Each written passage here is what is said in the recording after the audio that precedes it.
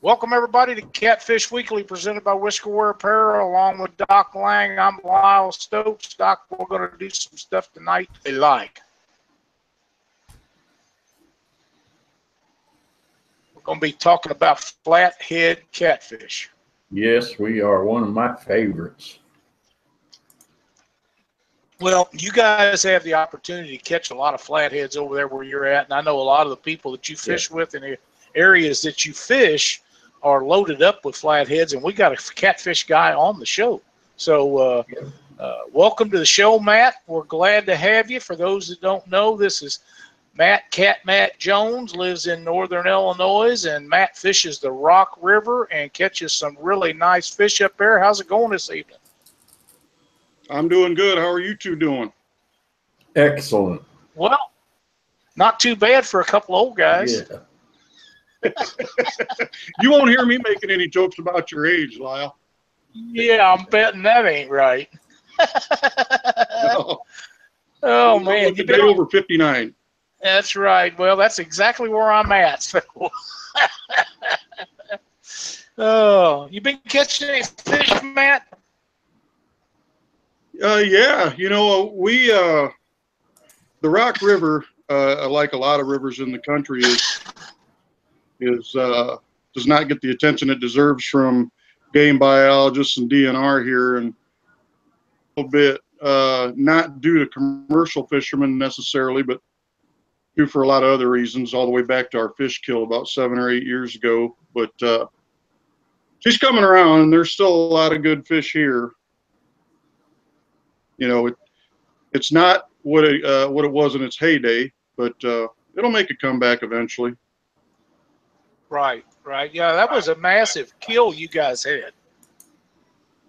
Yeah, it was. It was very bad. And I went down to one boat ramp. I looked out over the river, and I turned around and went away. I didn't want to look at no more pictures. I didn't want to see nothing else. There was fish everywhere. And it didn't matter if it was a flathead or a channel cat. There was smallmouth bass and big walleye, you know, all them other bait fish. They were dead too. So Wow. it was bad. Well, I remember when that happened. It was devastating, and it's a terrible thing. And I know there was some guys talking about some stuff that went on here on Lake of the Ozarks, and I haven't been able to find enough update stuff to give a honest evaluation of what actually took place. But I know some stuff did. And hopefully it's not to the devastating effect of what you guys had. But you guys have really made a great comeback up there, and I'm really glad for you. Yeah, we have, and you know, it started about well, the year of the fish kill was 2009, and that was actually the first year that we had brought the Cabela's here, and that kind of signaled the start of.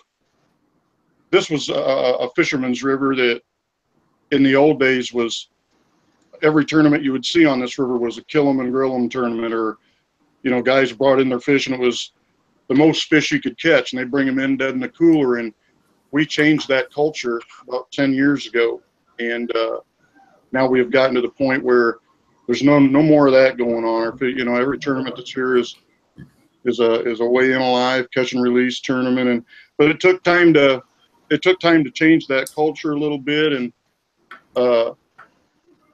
you don't change that culture by bashing people and by telling them what they're doing is wrong, because legally they can do a lot of that stuff. But what you do is you befriend those people, and you can educate some of them people, and you're going to get a lot further in helping the fish by befriending them and educating them on why it's so important to let mature fish go. And if you call them you know, I don't know, am I allowed to speak freely on? I mean, you go and call them a dickhead and ban them and do all this stuff. Well, you'll never get a chance to work with that individual or change their mindset on what you should keep and what you shouldn't.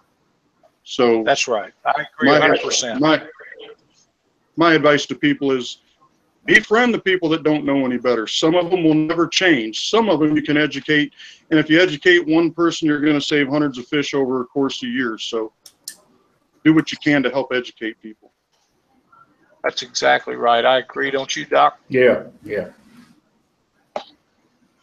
That is for sure. And you know, the cussing and calling people names, especially when you're talking about officials and the people that actually make the decisions, that's never good. No, and I'm guilty. I mean, we've all done it. Oh, yeah. Yeah, I mean, you know, it is what it is. I mean, Lyle, we've been around a long time. I know Doc has too, with the whole internet game. And, you know, I don't know that we've helped our cause more than we've hurt it, vice versa, whatever. But we all know now that we all need to be together going in the same direction. And that's the only way we're going to make things better. So that's right. You know, anyway. You know, one of the things that I think, Matt, that has really helped this is the Catfish Conference. I mean, it's a good thing for everybody to get together and discuss what we're doing, and everybody's happy to be there. It's the right time of the year. Doc and I get to see each other in the wintertime, and we never used to get to see each other in the wintertime. Mm-hmm. And everybody's excited to get down there. They got a really good program put together with that, and I think that that's helping bring a bunch of fishermen together. I agree. We used to run catfish camps, which was more of an outdoor roughing it version of a catfish conference. But what they've done down there at that catfish conference is really a good thing for the sport. And as we go forward, hopefully that branches out, and hopefully there's more of those catfish conferences. And it would be nice to see a catfish conference in, you know, Texas or Kansas, and one over in North Carolina, and then one down here in Kentucky, and you know, so everybody gets, we can spread the word all the way across the country for the people that can't make it. But having the one right now down there in Kentucky is a start, and it's a great start. And I was down there last year. I talked to you down there, and when you get guys like Carl Moore Jr. and you get guys like Mark Farrow, in my opinion, him and Carl might be the two best tournament fishermen to walk face the earth today. If not, they're certainly right up there with anybody. But you know, those are the guys you want at those conferences. Those are the guys you want all these new people that are being introduced to sport to see and to talk to, because those guys are very humble and very knowledgeable and very good for the message that we're trying to send now. So we're a kinder, gentler group of cat fishermen now. So it's a good thing. That's exactly right. I'm kind of eloquent, ain't I? You are. I'm pretty impressed. Who would have thunk it? Yeah. Doc, I'm pretty sure you probably got some stuff you want to visit with Matt about, so why don't you go ahead and take on off? All right, we can do that. Now, Matt, I've never been to the Rock River, so tell me about it. What, you know, how wide is it? How long is it? Has it got current all the time? The Rock River, Doc, is 155 miles long. It starts in southern Wisconsin. It dumps into the Mississippi rivers, and in the Mississippi River down in the Quad Cities, which is your Bettendorf. As usual, I see that Lyle is an empty chair. It dumps into the it dumps into the Mississippi River in the Quad Cities, which is Bettendorf, Moline, Rock Island, down there. But the great thing about the Rock River is that you can literally fish every situation known to man on one river. Now, we don't have the big blue cats up here. However, you've got shallow water, you've got deep water, you've got fast current, you've got slow to no current, you've got wood, you've got rock, you've got direct drop-offs, you've got I mean, you've just got everything. So you can really work a lot of the catfishing game here. Now, it's kind of hard up here. You're not going to see a lot of guys dragging the new planer boards around that are getting so popular. And But you can do a lot of bumping. You can walk baits. You can do a lot of things up here. And a lot of guys don't like to come from the south to the north to fish this series. Our Monsters of the Rock series. I think a lot of guys are kind of have that opinion that they're going to just automatically tear up their boat. There's a lot. This has a reputation, and it's just simply not true. It's just like any other river. You just have to take a day or two and get to know where you can run and where you can't run. And yeah, we don't have blue cast, but what we do have is a tremendous challenge to any fisherman that wants a challenge, that wants to fish different from what they're accustomed to in the south. And what you do up here is like, this isn't some ultra populated flat river like you might find in Flathead River, like you might find, say, in Florida or something like that. This is a hunt up here. You really have to be very precise and meticulous and dedicated to catching flathead if you're going to do it consistently. Mm-hmm. Now, what's the bait of choice? You know, that's a great question because so many people vary on that. And I mean, if you ask 100 guys, you're probably going to get, what, 30 or 40 different answers, something like that. I've been fishing this river. I've caught flathead all over the country. First, I kind of pride my. If I come to Memphis, like we did last year, we were not equipped to fish Memphis, that big tournament down there. We didn't have a trolling motor on the boat. We couldn't, but so what we did what we knew how to do. We went and found flatheads, and we did. We caught a lot of them. So it's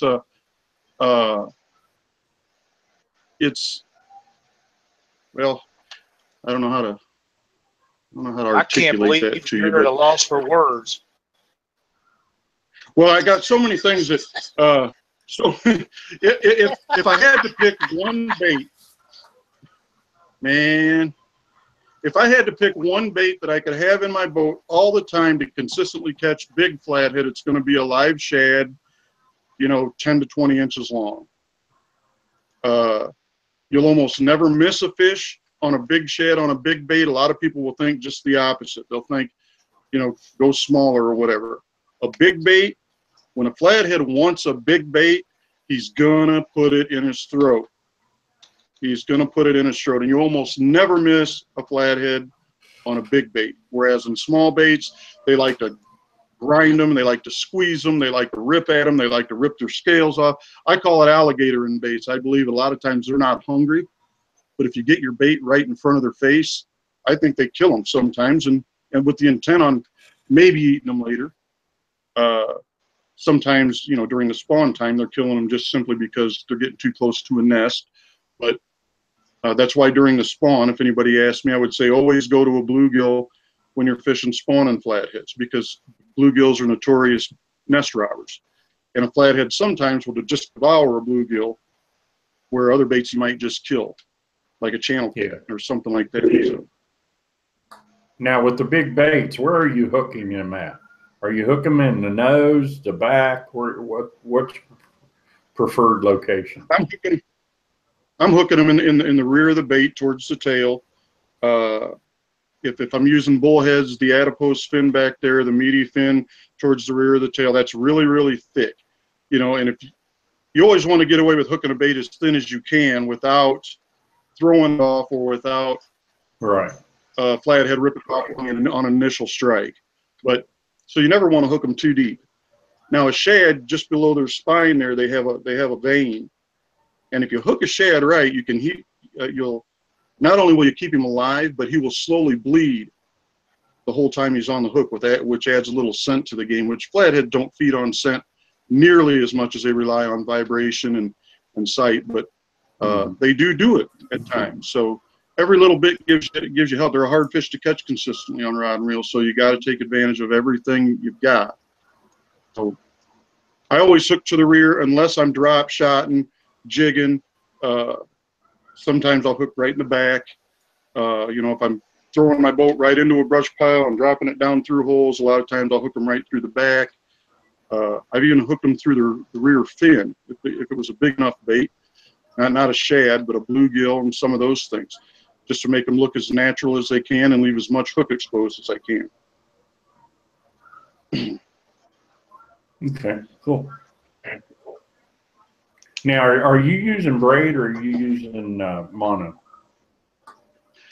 I use mono. Yeah. Now down south, when you guys down south, you know, I understand a lot of guys like braid, and I understand why. In the big open waters there on the reservoirs and things along those lines, you know, I understand braid, especially with the option, you know, for the accidental catches of big blue cats and stuff. I understand braid. There's a case to be made for both of them. But what's happened over the years, and I've heard people say things like, don't be a hero, use 100-pound braid and this and that and this and that. That's not being a hero. That's just crazy. You know, it's just crazy. What's happening with gear nowadays, gear is great. You know, gear is great. Great reels are great. Great rods are great. There's a lot of rods and there's a lot of great stuff out there. However, people are forgetting how to fish.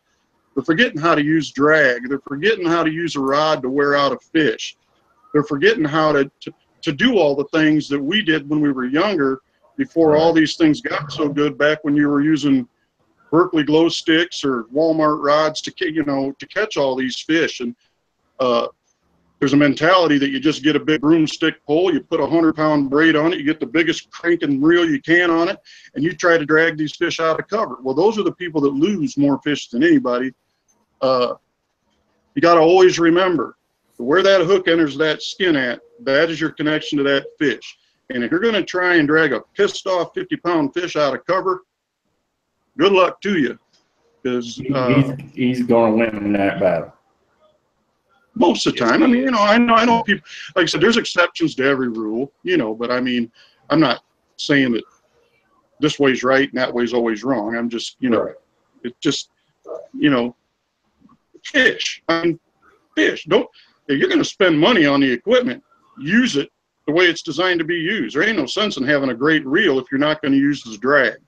There ain't no sense in having a great rod if you're not going to, you know, a flathead. The great thing about a flathead is if you just keep steady pressure on a flathead, he's going to come to you eventually.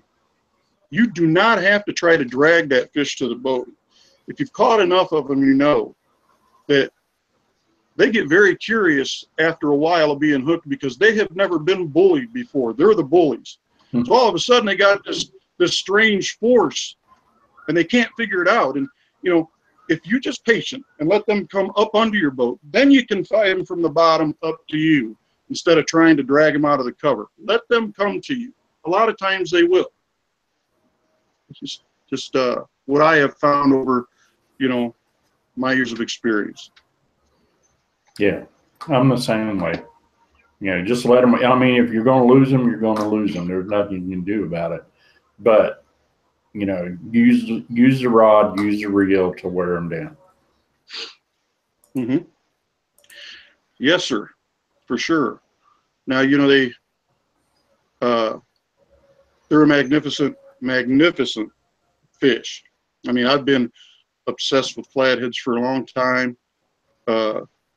I've learned a lot on my own. I've learned a lot from other people. I'm always listening to what other people have to say, because, heck, you don't know.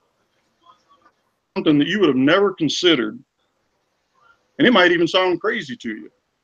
But, you know, there's so much to learn, and it's a game, or it's a hunt. It's a fish that, you know, really requires you to. And a lot of guys become discouraged. They don't have a lot of success early on fishing for flatheads, and they give up on it. And you know, if you stick with it, and so you pick up a little here and you pick up a little bit, and then the light bulb goes on, and bam, you know. And yeah. I learned something yesterday.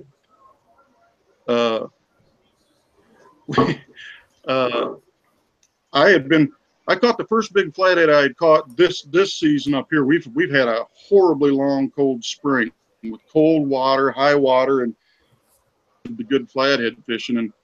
But the ones I had been catching, I was catching on rock. Well, I'd been shooting myself in the foot. I had gotten so set on fishing rock that I had not been fishing the wood. I went back to the wood, and boom, they're back in the woods. So I know a lot of guys will say, well, they're always in the rock, they're always in the wood. But if you pay attention, you'll notice from year to year, sometimes every couple of years, that there will be a preference. And some years it's really obvious, some years it's not. But you got to pay close attention to that stuff. Yeah, excellent point.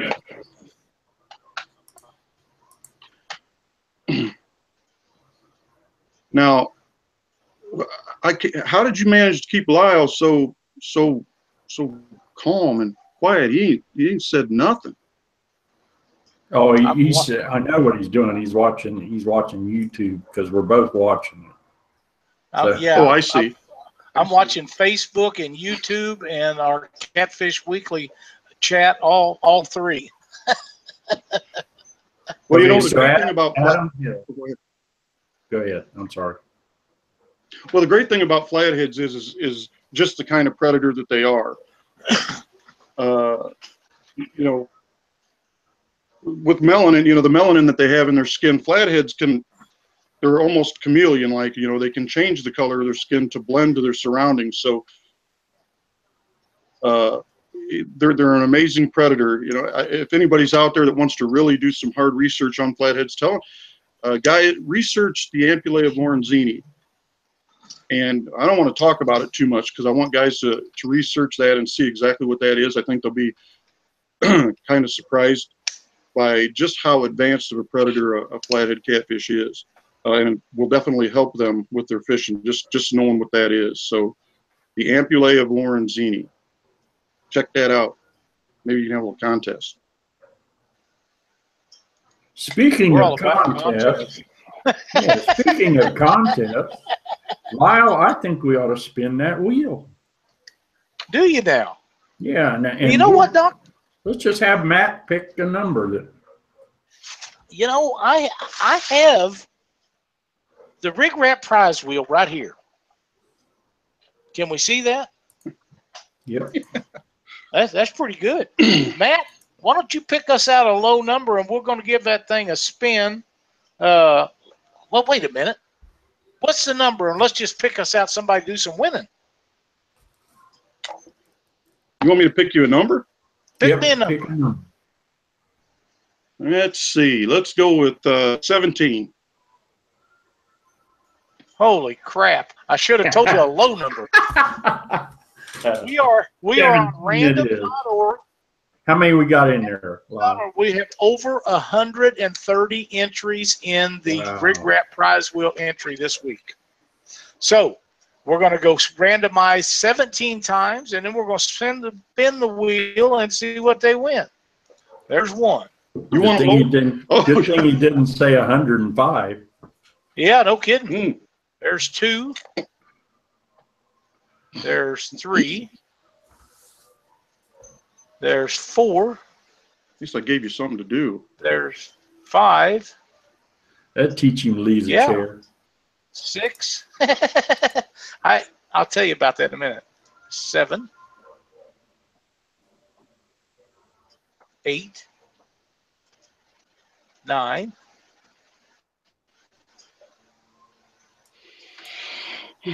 10. 11.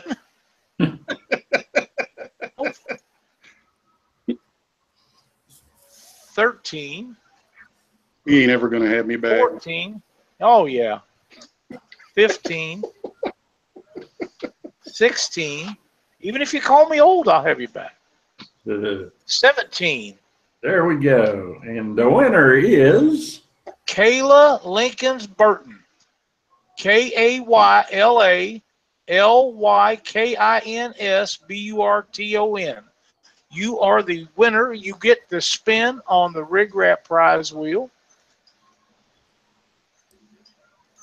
And let's just see what she wins. That's a good one, Doc. She's going to go a while. About 17 minutes. Yeah, not quite that long. It does have like a deal on it to change and to make it go longer or slower, but we want to anticipate what we got.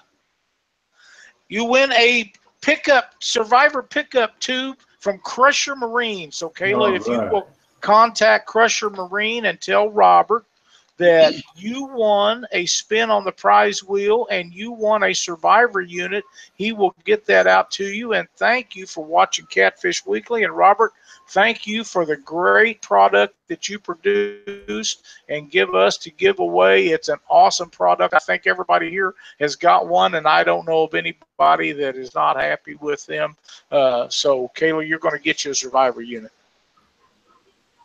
Well, congratulations to her. Those are a must-have. Absolutely. They're great. You know, yesterday we had a situation with a low battery, and I wasn't pumping full water, and it was nice to be able to be getting some water in there when I was moving. So we were fishing the old tournament up here yesterday, the 2-day Bass Pro tournament. So it came in handy once again. Absolutely. I got to tell you guys, and Matt, you and Doc see this stuff the same way I do, but I see so much new stuff coming on the market all the time, and some of it is really good. Some of it's not saying that it's bad. It's just don't suit me. But I can't imagine anybody that has a boat that puts a fish in a live well that shouldn't have one of these. Yeah, I know on my Sea Arc, it totally did away with the airlock that I always had to keep fighting. And, you know, it's just, that's one of them things that once I put that unit on, I've never had an issue with it.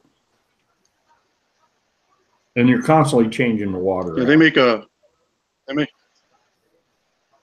that's right. And, you know, it's very important, you know, especially when you got a lot of weight in there. You know, if you got several big fish in there, it's really important. We can't harp on people about how important it is to keep fish alive if we're killing them ourselves. So that's exactly right. And especially at the price of these survivors are very, very inexpensive. And Robert, you know, he's done a great job. It's a great product, and you know, I'd advise everybody to have one. You know, don't you guys run away, because we're not done spinning the wheel. We're going to spin that wheel again before the show is over. And not to interrupt you, Matt, messages being sent on how to get involved with this. You guys, to be involved with a chance at drawing your name to spin the RigRap prize wheel, you need to go to Facebook and join the group page, Catfish Weekly, and then send us a message and tell us you want to be in the drawing for next week, and I'll start posting those up tomorrow.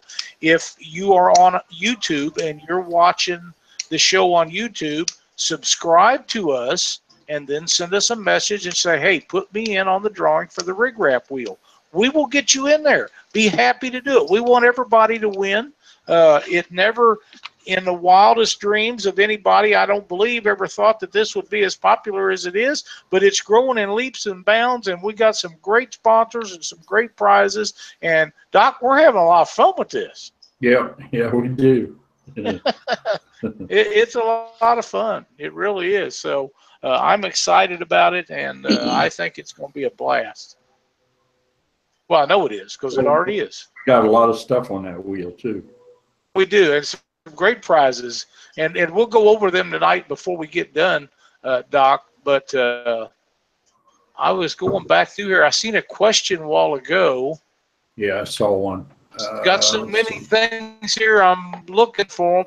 I want to make sure we get the questions for Matt, but you know, sometimes they get away from us. We got a lot of people posting stuff on here. Somebody wanted to know about your tattoos, Matt. Catfish Clothing wants to know about your tattoos. Well, I actually, it's a funny story, and you know, I don't really like to talk, but I'll go ahead and talk anyway. Yeah, I had a buddy that he's like that girl on what's that show, that Ridiculousness, that she did. Anyway. He just spit his coffee all over his keyboard. No, it's funny because my first tattoo, my first catfish tattoo was, I was talking to the guy over the phone, and I was telling him that I wanted a catfish, and he said, you know, we naturally started talking about catfishing, and it was during the winter months.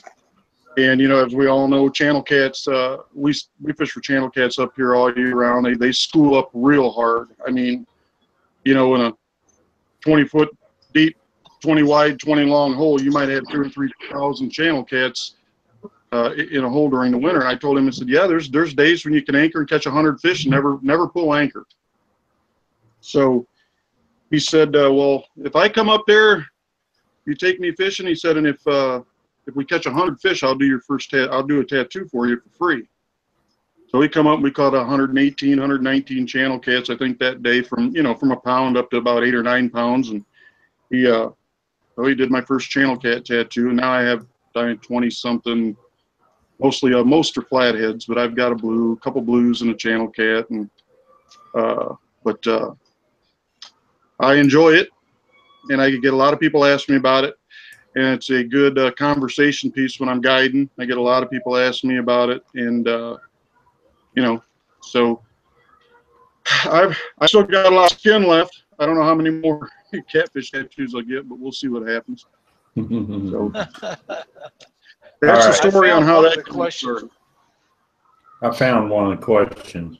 Hugh Thompson wants to know, how do you set up your rig, and how deep do you fish for your flats? That's a good question. You know, and again, depth is relative to the river system you're fishing. Where here on the Rock River, 10 to 20 foot is deep on the Rock River. On the Mississippi River, that's not so deep. In the Tennessee River, that's not so deep. In the Missouri River, that's not so deep. But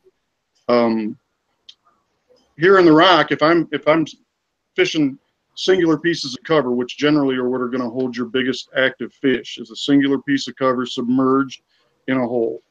You know, you're going to try to put 2 baits on the front of that hole, 1 on each side, and that's where it becomes very important to be accurate.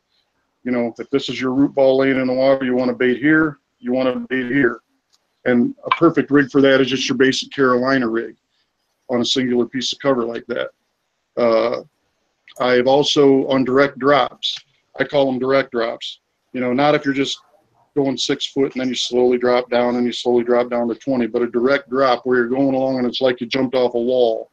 That wall is the same thing as cover. It redirects, reroutes water. And it generally, if you watch NASCAR and you'll watch, sometimes they'll show the wind tunnels and they'll show the air flowing over a car, and it wraps around the back of the car and it pulls back in. It's kind of like a wing dam effect almost. And it'll, you know, in that pocket back there where that current's being sucked back, that works as cover as well. In a situation like that where there's not a bunch of trees or a singular tree or a big rock, I want to extend that leader on a Carolina rig. Really give that bait a lot of room to move. Whereas if I'm targeting heavy cover and I'm going to have baits right in there, I want to keep that leader 8, 10, 12 inches and kind of confine the movements and rely on it to vibrate more and just try to struggle and drag my sinker. I also, to be more accurate on singular pieces of cover like that, I like to use a weight that is good enough to hold the bait down, but will also let it move the bait slightly so that I can cast my baits out I can give myself some room to miss, so to speak. If I put the baits 5 foot out, the current and the bait itself is going to work the bait in behind the root ball or behind the rock. So remember, flathead doesn't know how big it is. So a great piece of cover may be a 2 foot rock. I mean, a singular piece of cover and a great big open hole like that, a 2 foot, can hold a giant fish. Whereas, you know, a tree with a root ball this big around can hold a giant fish. So they're really masters at using their cover, and they can pull water through their gills, you know, and suck a bait in from 15 inches away. So if the fish are really set up to feed and they're really active, you don't necessarily have to be as accurate. But if the fish are on a negative mood and they're really not feeling like feeding, you really need to be accurate with your baits. And again, a lot of guys will say negative fish go smaller. I believe it's just the opposite. It's been working for me for years. Go bigger and just tempt them. I think after a while of staring at a bait that big, they just, you know, I mean, if you put a whole birthday cake in front of Lyle, he's going to stare at it for a while. He might not be hungry, but if it's sitting in front of him for a while, he's going to have a piece of the cake. You know what I mean? So, you know, again, now if I'm fishing rocks at a dam, so to speak, in that kind of a situation, going to a bank sinker and a three-way and let that rock and use that bank sinker to bounce up and down the rock and keep that bait just up off the rock a little bit. So you can fish for them with a lot of different rigs. I mean, there's a lot of ways to go about it. But Carolina rig for fishing heavy cover is number one in my book. I hope that helps you with what that's what he was getting at. Yeah, excellent. You ever use bullheads, Matt? Yeah, I use bullheads a lot. And the funny thing is about a bullhead, now, if you put a bullhead in a swimming pool, an Olympic-sized swimming pool that has a big flathead in it, and give him 5 minutes, he's going to find the flathead. And he'll lay right with that flathead. I'm not suggesting that there's any attraction or whatever. I just think bullheads, maybe they view them as, I don't know. I don't know what it is. I do know that if you put a bunch of bluegills in there, they're going to run like hell. You put a bullhead in there, he'll go right to the flathead, and he'll lay underneath him. He'll lay alongside him.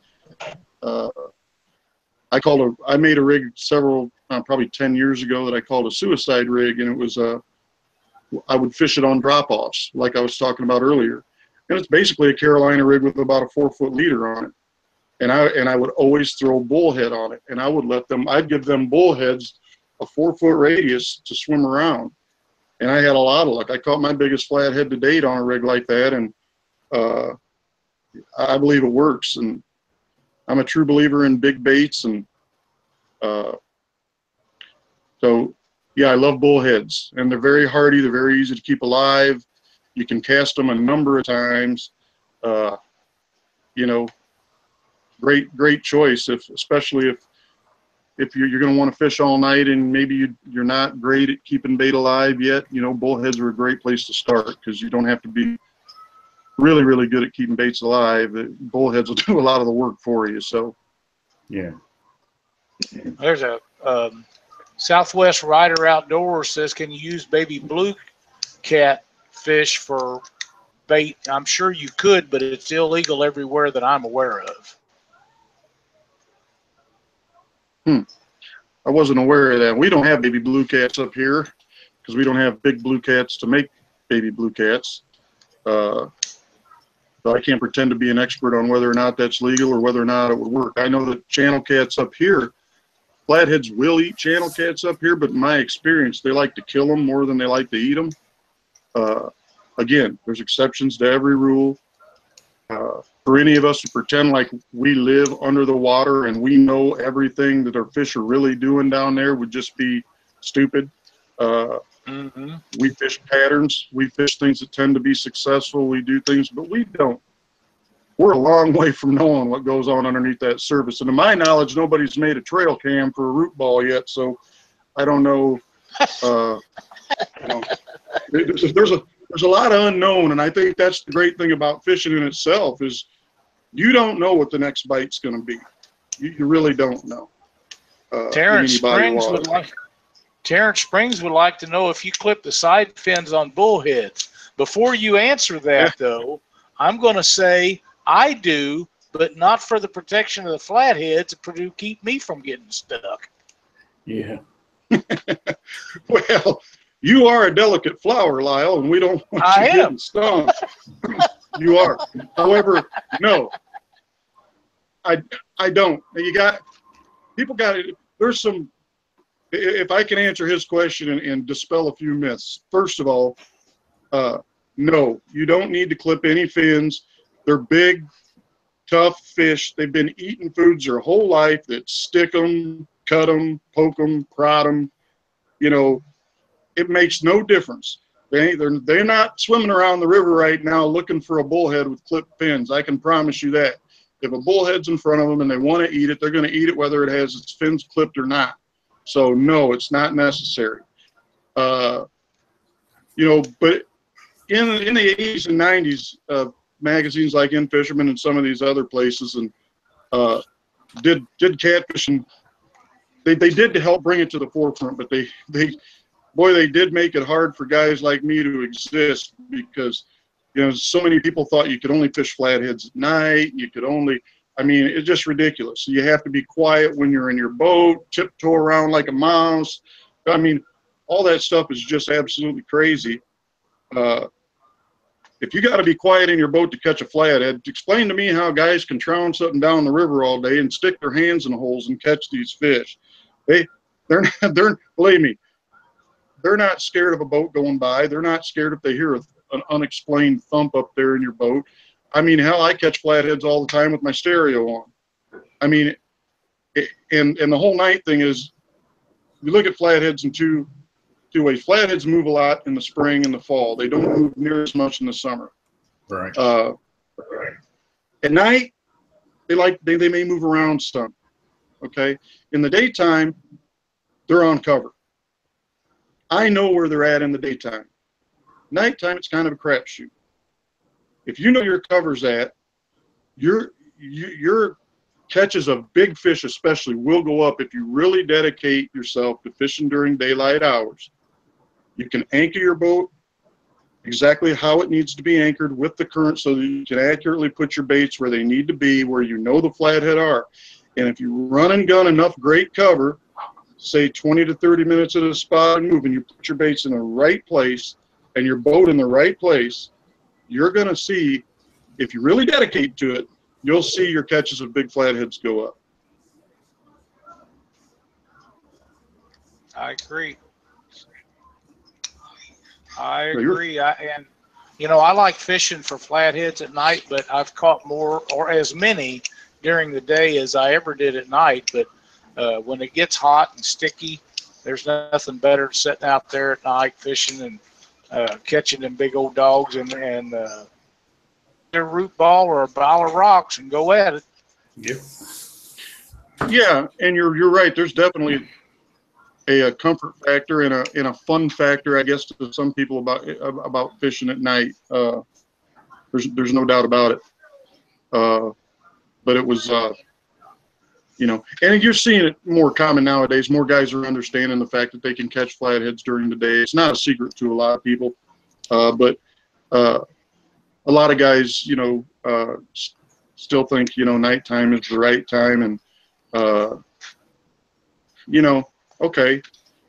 I guess there's not a wrong answer to that question or to that opinion. It's just I would rather target them during the day. I know I can be more accurate with my baits and my anchor placement, because, you know, anchoring your boat is probably the most important thing to accurately placing your baits and giving yourself an opportunity to get the flathead out of the cover in the first place when you do hook one.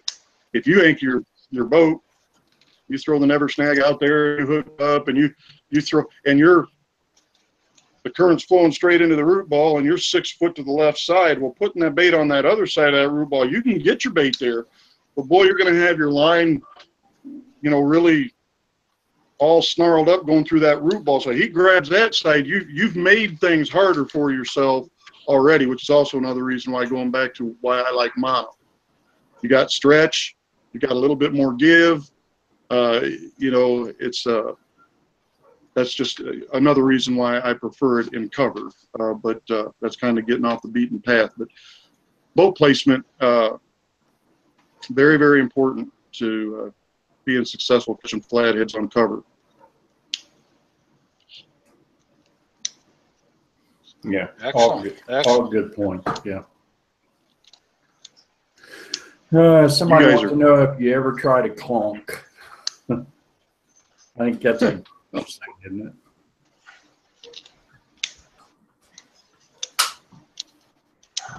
What's he want to know?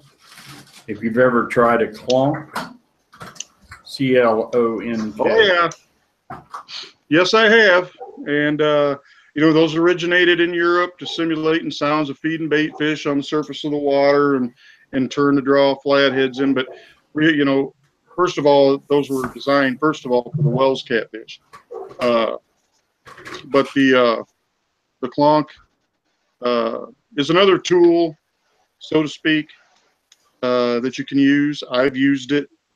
I haven't used it in quite a while, I'll admit that, but I have used it. I have caught fish using it, and did those fish bite because of the clonking sound? You know, there's no way to prove that's why it worked, but there's also no proof to saying that it wasn't the clonk that caused them to bite or brought them into the area, so to speak. You know, if a lot of people, they can probably research that real quick and see what we're talking about if they don't know, but it's just a wood piece with a slight bend with a round flat tip on it, and as you beat it into the water, it makes a plunking sound that is, again, it was a European thing, not something. If you ask me the top 10 things you need to have to go flathead fishing, that I'm not going to mention a clonk, but it's neither here nor there. You know, there's no wrong or right answer to it. If you're one of them guys that likes to cover every single base you possibly can to catch fish, order yourself a clonk somewhere. Dieter Milhorn was late joining the show tonight, Matt, and he would like to know what your go-to stuff is, your hooks, your lines, sinkers, and different things that how you rigged. He missed the first part of that. He did. Old Dieter. Yep. He'd probably out doing some filming somewhere, I'd imagine. Yeah, probably. Yeah, go to the bathroom, Lyle. I'll take care of things. It's okay. I'm not going to. He probably got an old bottle over there somewhere, I'm sure. Oh, hey, Dieter. I love all the stuff you do, all the videos and stuff, man. You're good people. You do a good service for the cat fishermen.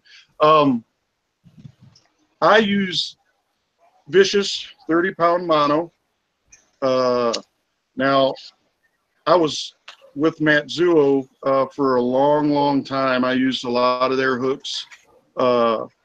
And recently they've kind of faded out of the market, and I'm no longer with them. And I have, the last 2-3 years, man, I've had every hook you can think of. And first of all, down south, if you're dragging baits and along those lines, circle hooks can be an option for flatheads. But if you're fishing cover, there's several reasons why circle hooks are not a good option for flatheads. Number one, if you're fishing them in cover during the daytime, most of the time those flatheads are going to grab that bait. They're not going to turn and run with it.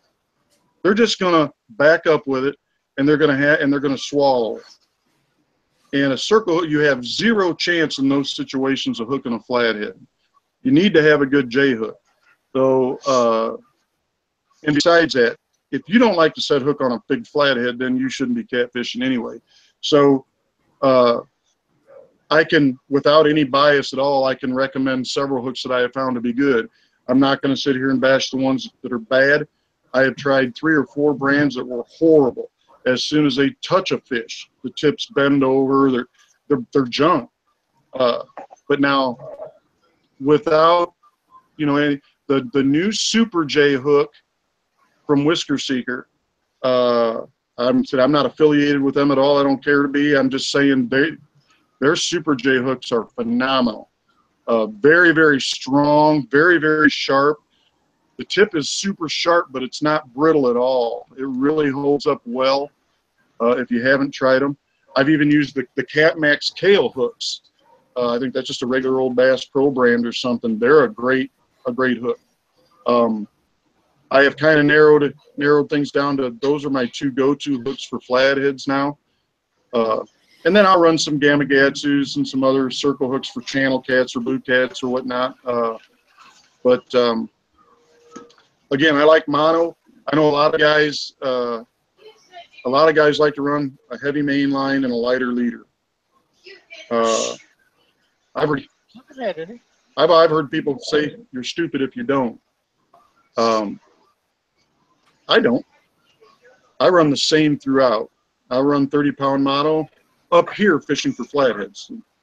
I will run 30-pound mono mainline, and I'll run 30-pound mono leaders. I snell all my hooks. Every big flathead I've ever caught, every big fish I've ever caught has been on a snelled hook. You know, there's so much information now on hooks and lines and people telling people what they should be doing and what they shouldn't be doing. Is you got to remember you're getting a lot of information from a lot of people that aren't qualified to tell you what you should be using in the first place. I mean, but I prefer the same throughout, mainly because I'm a guide, and I like to have one setup, the same strength throughout, and I know exactly how much force a person can exert on a fish, how much drag they need. I know, and when you get a lot of inexperienced people in your boat like I do, you want to give them every chance to succeed. I don't care about tackle. I know people, you know, with a heavier main line and a lighter leader, you can save sinkers. You can say, I give two crap. It's all about the fish. To me, I'm not a bait clicker guy. I am about to let a flathead run for 3 frickin' minutes just for the, so I can assure myself I'm a guy. I do not want to put a hook in a flathead's stomach. I'm never going to run a bait clicker ever. And if that makes me a worse fisherman, then fine. But I will never do it. I'll do it the same way every time. I almost never gut hook a flathead, ever. You know, I don't have a Dieter. I don't have a reel sponsor either. Currently, if I was to advise somebody on a reel to use for flatheads and blue cats, I love the Penn Squalls. Penn came out with, you know, back in the day, you know, that they had, the reels were like winches. And then they got pretty with those GT series that were really inferior reels, and now they're back. Those Penn Squalls, I love them, man. They cast great. Drag system is awesome. They're just smooth. Even the coating on the reels, they won't chip and ding and nick up. And there's just so many good things about them. But I know there's a lot of good, you know, again, there's several good products out there. But if I had to advise you of a reel, I would say use a Penn Squall. And a rod, again, you know, I know Lyle is a great rod builder. I happen to be with Tomcat Rods, who makes custom rods also. He makes great rods. I love them. Not everybody can have a custom rod. So, you know, I know there's again, as Doc will testify to, and a lot of the guys that have been fishing for 30 or 40 years will test to, you can make a lot of rods work to catch fish, pal. I mean, you go to Walmart and find a rod. It's all what you want to spend, what you want to do, how flashy you want stuff to look. Are you the guy that has to have everything color coordinated? I don't know. Hell, Lyle can't find the same 2 socks every day when he gets up. So it's just all, it's all a matter of personal preference. And, you know, that's that. I could go down the list and name all the people that I'm sponsored by and all that stuff. And, you know, and just strictly name their products. But, the sponsorship things, that's a pretty testy area in the catfish world right now, ain't it? It is. It really is. Well, another question. Can I elaborate on that? Oh, you can. No, go on. I'll be looking for it. All right. What's happened in catfishing world with the whole pro staff thing, first of all, has become so watered down. You know, I mean, I've seen 1,000 people that claim to be sponsored by the same person and can. There ain't no way a guy could be, you know, it makes it hard for guys that have been working at this for a long time, that are really care about the sport and care about the fish, to do what they do when, you know, again, everybody's bashing everybody on the internet and stuff. Like sponsorship is a big deal. And there's so many different kinds of sponsorship, from product sponsorship to tournament sponsorship to, you know, there's all kinds of things going on there. But my advice to the people that is to stop worrying about what everybody else is doing and do your own damn thing. You know, if you don't like the fact that I'm sponsored by G3 or Catfish brand clothing or Elite Rod Holders or whatever, fine. You know, go get a sponsor. And if you don't want to get a sponsor, don't worry about it. Just go fishing and shut up. You know, it's just it's become a way too big of a deal, and people worrying about who's sponsored by what. So just go catfishing, and it's good. If you want to work and try to get sponsors and go that way, more power to you, and hope you have a bunch of success. You know, did you find that question, Lyle? I did, as a matter of fact. Mike would like to know what the best time of the year to get on the boat with you on the Rock River. My favorite time of the year is, you know, post spawn. Obviously, I know a lot of people like that time of year, but the reason I like it so much is because it's the most predictable time of the year to fish for flatheads. The hierarchy's been established. It's fairly certain. I know the pieces of cover that in the past have tended to hold the big fish, and you know, they're not moving much. People have to remember, fish exist for two reasons: to feed and to procreate their species. So they're all about making babies and eating. That's it. If you throw beer in there, you could be talking about a male man. But that's exactly right. That's right. So I really do love late July, August, September, and early October here. Early October here, when the water temps drop back into the 60s, you may not get a real wintering period in the South. I really doubt you do.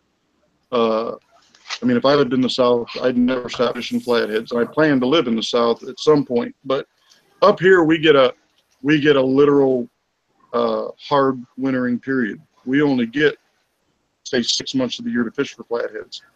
But when they start to move to their wintering areas, when that water drops back in the 60s, which is usually around the October time, you can have some of the best flathead fishing you've ever seen, with numbers and size. But guys want to do summer trips and come up here and really bust butt and really move and really go on a real flathead hunt. So this year, the whole month of July, August, and September are going to be really good. So the other question we had from Dan was, what's the best month to catch flatheads? So you're saying August, September, October? July, August, September. July. Yeah, I don't think there is a best July, month. August, I mean,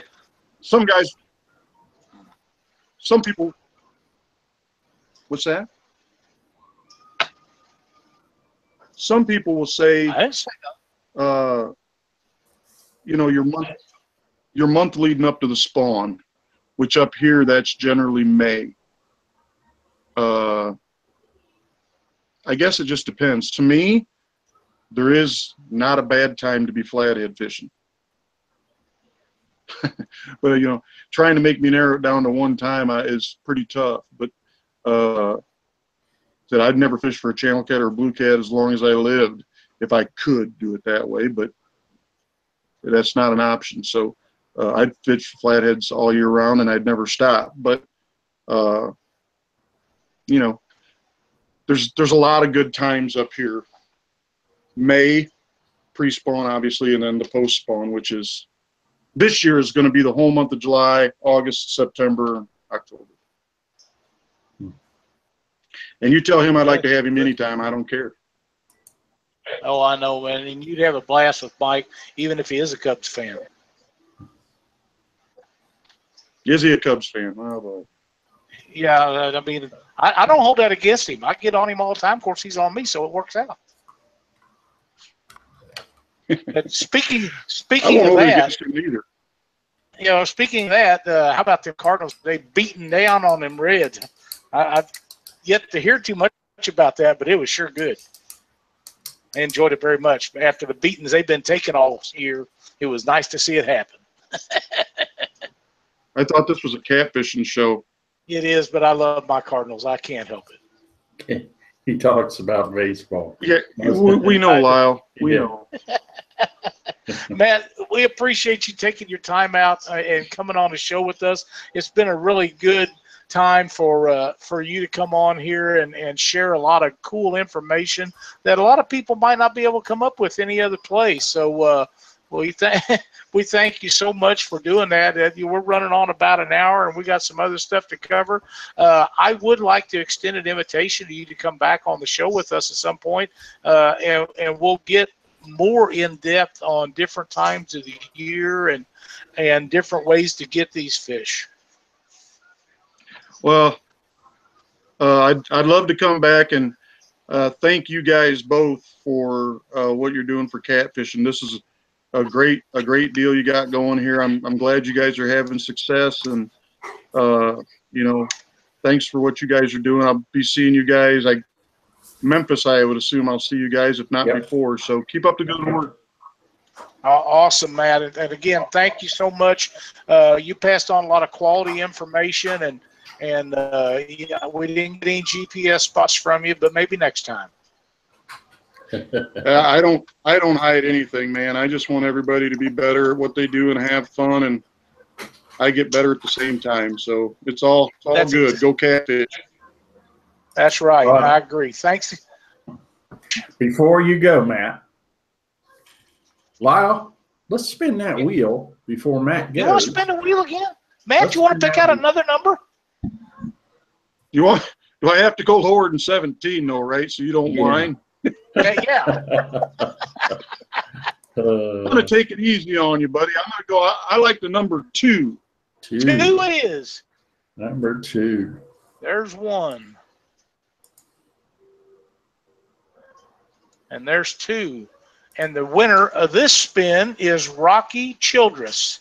Rocky, we're going to give you a spin on the old RigRap prize wheel and see where it lands.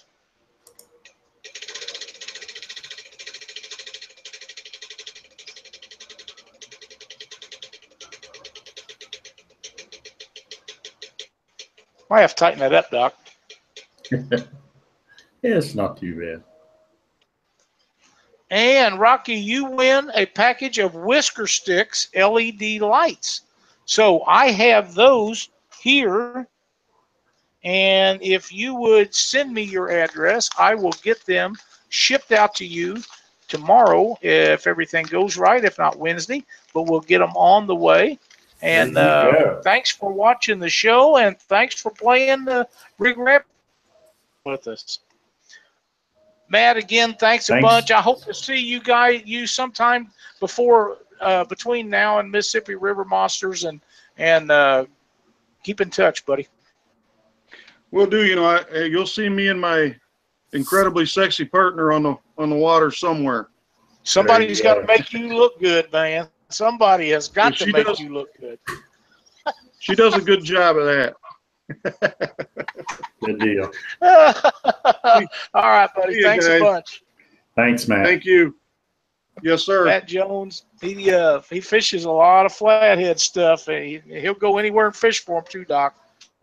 Oh yeah, I've known him a lot. Known him a bunch of years. Yeah, me too. Known him a long time, and great flathead, man. He catches other fish too. He catches some blues and he catches some channel cat, but he loves them flatheads like nobody else. Oh yeah. I have some results. How about we go over those, Doc? Yeah, let's do it. Mississippi Catfish Trail Battle of Vicksburg was held June 24th. The winner down there was Dave Magnus and Rob. Second place was Barry Barnett and Michael Fortalina. I'm sure I got that wrong, and I'm sorry, Michael. Third place was Charlie Hudson and Chris Sick. Fourth place, John Howard. Fifth place, Adam Eubanks and Darren Reed. Congratulations, you guys. That is the top 5, and they will all be qualified for the Catfish Weekly National Championship. So good deal on that. By the way, Doc, we are up to over 180 qualified entries to that tournament. Wow. Lots of them. Okay, I got Cabela's King Cat, Delaware River, Chester, Pennsylvania. This was held on June 24th. First place, Joe Warren and Wesley Keel, 99.54 big fish. This team had the big fish, which was a 25.02 flathead. Second, Anthony Fischler and Jay Trexler, 54.30 pounds. Third was Jason Miller and Karen Watson, 48.36 pounds. Fourth was Lee Dickerson and Keith Rippon, 36.16 pounds. And fifth was Bill Damask and Billy Trainer, 35.62 pounds. Very nice, very nice. I have the ICA out of New Albany, Indiana. First place is our buddy Chuck Breedlove and James Holcomb. Second place was Andy Williams and Jeremiah Keene. Third place, Andrew Hahn and Casey Tudorow. He's always in the money, Doc. Yeah. Fourth is Terry and Mary Jane, and fifth was Justin and Kevin. I didn't get last names on those. I'm sorry, fellas. We'll try to do better, especially if we get them sent to us. It makes it a lot easier. Any other results? No, I don't have any others. Didn't get any others. I would like to tell everybody that Cindy and I went up to the Mud Bums. We had an adventure going up there to spend a couple of days, a day and a night with those guys. We had a wonderful time. There is such a great group of fellas, very conservative, very much the kind of people we need that fish alternative methods to conserve our fish for the sport. They are all about putting fish back and everything, and we had a great time up there. Done some seminars. You can catch them. There was 3 seminars done. You can catch them on the Catfish Weekly YouTube channel. Remember that if you want to be in the drawings for the spin on the RigRap prize wheel, you either need to subscribe to us on YouTube, which we would greatly appreciate, or become a member of the Catfish Weekly group Facebook page. Either way will get you in there. We're trying to do some good things, and this prize wheel is become a lot of fun. When you guys are posting tournaments, if you're posting a tournament that's coming up, there's so many people on Facebook and so many guys that are tournament anglers. If you don't put the city and the state that you're in, I think there's a Springfield in every state in the union. So yeah. A lot of other states have a town. When you list those tournaments, list the city and state or some way for these people to find out where you're at. I'm getting a lot of people send me messages and they say, hey, this tournament is such and such place. Can you tell me how to get a hold of them? Well, no, I can't. I'm sorry, because I don't even know what state it's in. And then you got to go through and you got to look up these guys and see where they're from and try to get a hold of them. So it makes it easier for everybody if you guys would try to remember to do that. That's about all I got tonight, Doc. How about you for a tip of the week? Tip of the week. Hey, Doc. All right. Yeah. Yeah. I do have the Bass Pro 2-day tournament on the Rock River results for you if you want them. Yeah, go ahead. Sure. It was a 2-day event. It was held Saturday and Sunday out of Rock Falls, Illinois on the Rock River. First place was Tyler Richards and Matt Dennison, 2 great young fishermen. They won the tournament. Second place was Addison Folkers and Ricky Richards. Stan Bennett. Fourth place escapes me for some reason because they beat us by 3/100ths of a pound, and then me and my wife Michelle were fifth. I apologize to the fourth place finishers for the Brandon Heckert and I can't remember his partner's name, but so and you that's the call top five. For oh hell, I know it. I'm old too. All right, all right, boys. I'm gonna go feed the dog. You have a good night. Thanks again. All right. Thanks for everything, Matt. Appreciate it.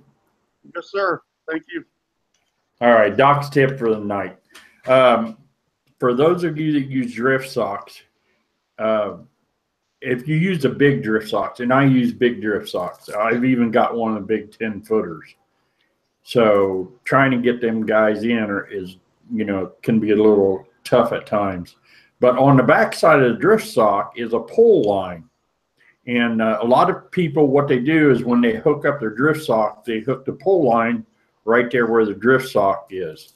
And what happens is that drift sock will kind of roll, and then next thing you know, it's got that pull line wrapped all up into the drift bag, and it's just tough to get it to pull in that way. My tip is to go either 45 or 90 degrees away from your anchor point for your drift bag, and then that line will just kind of bow out, and it'll never get wrapped up in that drift sock. And then when you want to go and pull that drift sock in, all you have to do is grab that line and you pull the drift sock in backwards, and it's not wrapped up or anything. So that's Doc's tip for the night.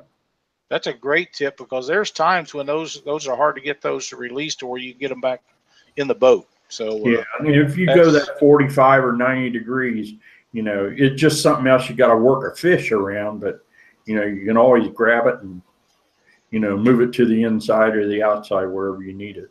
So that's exactly right. Did Matt mention that him and Michelle finished fifth in that tournament over the weekend up on a rock? Yeah, he said they finished fifth. I got to tell you, Doc, I've been up and down and running around here. I told you some time ago that Cindy had bought our little puppy a stuffed duck, and she's played with that thing for 3 or 4 weeks now, and ate the ears, legs, wings, and all that stuff off of it. Cindy says, today she was out here and she said, I can't believe that she hasn't ripped that apart and got the stuffing out of it. Well, tonight was the night. I have artificial duck guts all over the floor. So you got to love her. It beats the hell out of tearing another cord off of my 360 imaging unit. Next week, we're supposed to have Rob Clodfelder on with us. Rob's got some exciting news. We're excited to have him on here. Great guest. And if everything goes right, Paul Ragsdale's going to do his drawing on the show with us. We're going to spin that wheel, ain't we, Doc? Yes, we are. We're going to spin that wheel. Thanks, everybody, for playing the game. We really appreciate it. I'll start posting up the entries for next week's drawing tomorrow sometime once we get everything loaded up for tonight and get all that out of the way. So thanks for watching Catfish Weekly. For Doc Lang, I'm Lyle Stokes. See you next Monday night. Thanks, everybody.